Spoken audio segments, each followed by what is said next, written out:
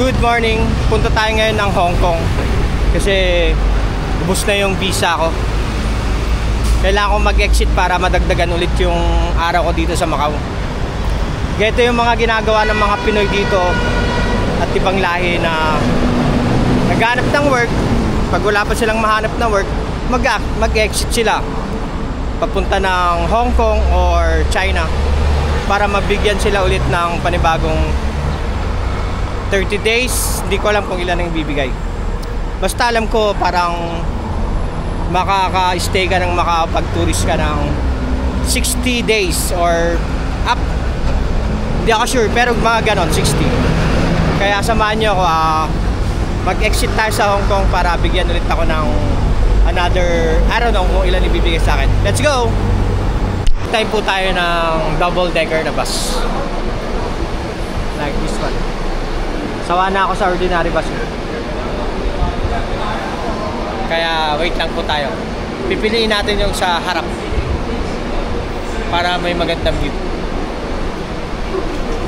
Muna tayo ng Disneyland bago tayo bumalik ng Macau. Tignan lang natin yung arko doon.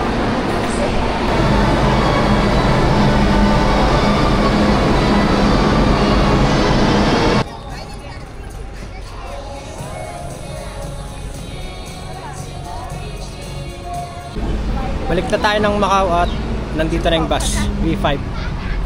Kung sinong gustong pumunta ng Macau, B5 hanapin nyo papuntang HCMB, HK Port. Tara po.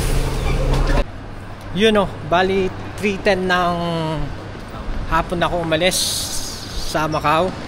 Then nakabalik ako ng 8:05. Bali nagtagal din ako ng Hong Kong ng 4, 5, 6, 7, 8 like 5 hours. Tapos nabigyan ulit ako ng visa ng 1 month. Nag-exit ako ng 23 days. Tapos binigyan ulit ako ng 1 month hanggang August na yan. Let's go! See you again sa next exit ko. Peace!